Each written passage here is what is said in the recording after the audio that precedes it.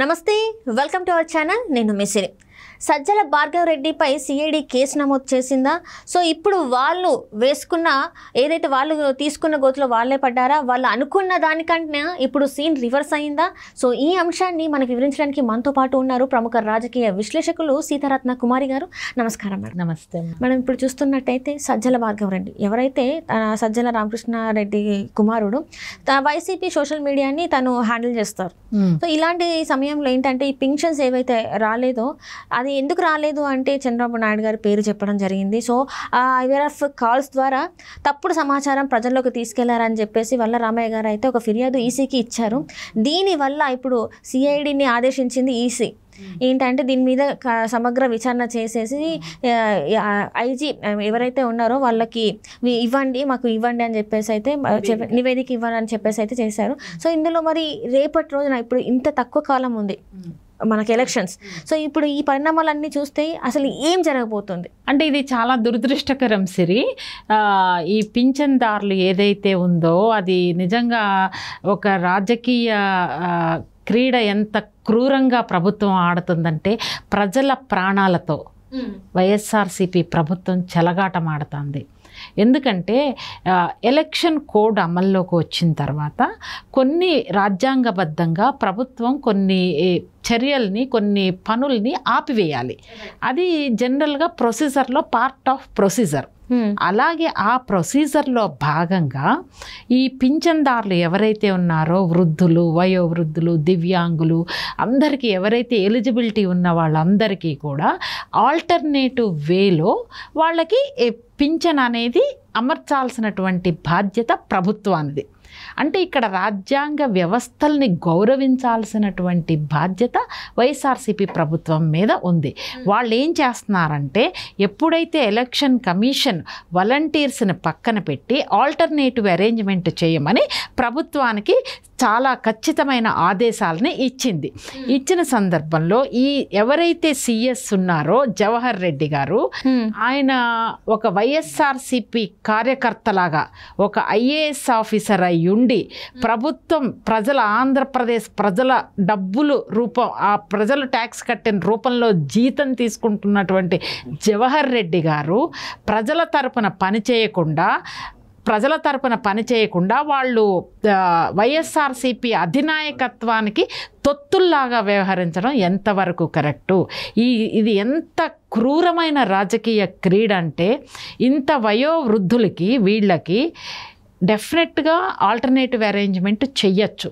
గ్రామ సచివాలయాల్లో, గ్రామ వార్డుల్లో గవర్నమెంట్ ఉద్యోగస్తుల ద్వారా వేరే ఆల్టర్నేటివ్ అరేంజ్మెంటు ఆల్రెడీ కలెక్టర్స్ సిఫార్సు చేశారు.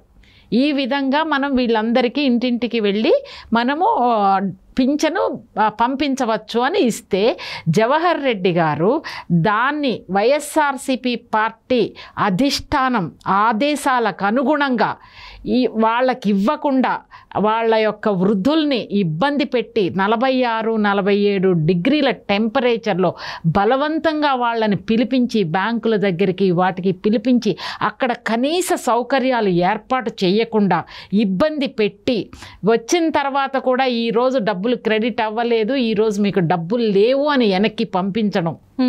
లాస్ట్ మంత్ చాలామంది చనిపోయారు, ఇప్పుడు చనిపోతున్నారు ప్రతిరోజు ఎండలకి భానుడి ప్రతాపాన్ని తట్టుకోలేక.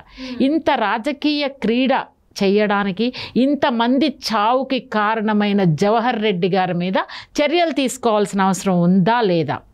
ఎందుకంటే ఇది ఏం చేస్తున్నారంటే దీని మీద మొత్తం ఏం చేస్తున్నారంటే వీళ్ళు ఇదిగో చంద్రబాబు నాయుడు గారు వల్లనే ఈ రోజున ఈ పథకం ఇంటింటికి రావడం ఆగిపోయింది, దానివలన ప్రజలకి ఇన్ని ఇబ్బందులు ఇస్తున్నారు అనే ఒక దుష్ప్రచారాన్ని వైఎస్ఆర్సీపీ ప్రభుత్వం శ్రీకారం చుట్టింది.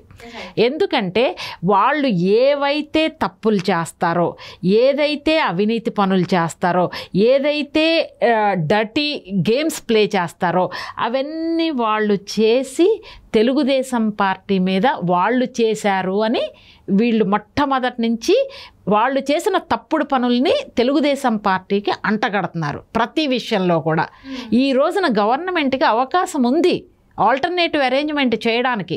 అది చెయ్యకుండా ఇదిగో చంద్రబాబు నాయుడు గారి వల్లనే మేము పింఛన్ మీకు రాలేకపోతున్నారు, ఈ దుస్థితికి మీరు ఇక్కడికి రావడానికి కారణం చంద్రబాబు నాయుడు గారు అనే ఒక దుష్ప్రచారాన్ని బలంగా ఈ సోషల్ మీడియా ద్వారా ఈ సజ్జల భార్గవరెడ్డి అనే వ్యక్తి ఆధ్వర్యంలో ప్రజల్లోకి ఒక ద్వేషపూరితమైనటువంటి వాతావరణాన్ని సృష్టించి తద్వారా తెలుగుదేశం పార్టీ ఓటు బ్యాంకింగ్ని దెబ్బ కొట్టాలి అనే ఒక నీచమైన ఆలోచన విధానంతో ముందుకెళ్తున్న సిచ్యుయేషన్లో తెలుగుదేశం పార్టీ నాయకులు వర్లరామయ్య గారు దీన్ని ఈసీకి ఫిర్యాదు చేయడం జరిగింది. అంటే నేనంటాను, మీకు ఎలక్షన్స్ ఇవి ఓటు అధికారంలో రావడానికి ముఖ్యమే ప్రతి పార్టీకి, కానీ ఇంత నీచానికి వైఎస్ఆర్సీపీ పార్టీ దిగజారాలా? అధికారంలోకి రావడానికి యుక్తులు చేయడం, జిత్తులు అన్ని సర్వశక్తులు ఒడ్డుతారు. రాజకీయ ఎత్తుగడగలు సర్వసాధారణం.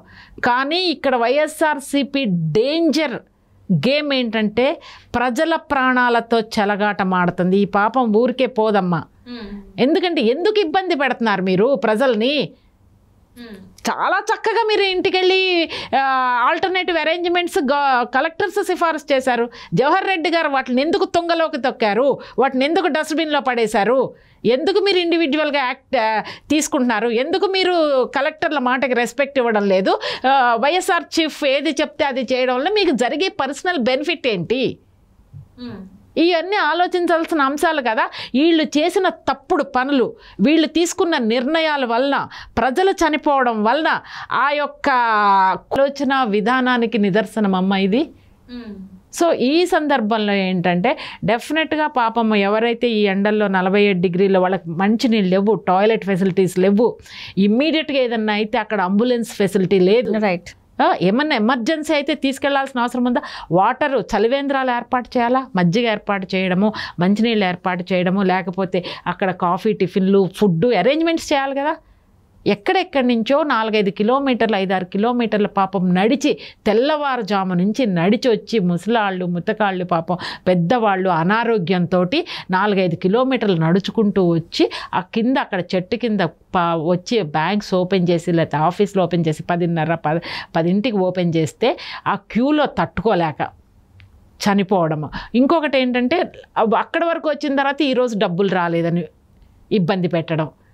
అంటే కొంతవర్గం ఇప్పటికీ ఈ రోజుకి కోడ్ అమల్లోకి వచ్చిన తర్వాత కూడా వైఎస్ఆర్సీపీ పార్టీ జగన్మోహన్ రెడ్డి గారు మనుషులు ఎలక్షన్ కోడ్ని ఉల్లంఘించి ప్రజా వ్యతిరేక పనులు చేస్తున్నారు అనడానికి ఈ పింఛన్ యొక్క ఏ విధంగా అమలు చేస్తున్నారు అనేది ఇది నిదర్శనంగా మనం చూడవచ్చు. సో నేనేమంటున్నానంటే దీని పర్యవసనాల్ని భవిష్యత్తులో వైఎస్ఆర్సీపీ పార్టీ ఈ యొక్క ఫలితాలని భవిష్యత్తులో ఓటు రూపంలో తప్పకుండా వాళ్ళు చూస్తారు. Right madam, right. Thank you so much.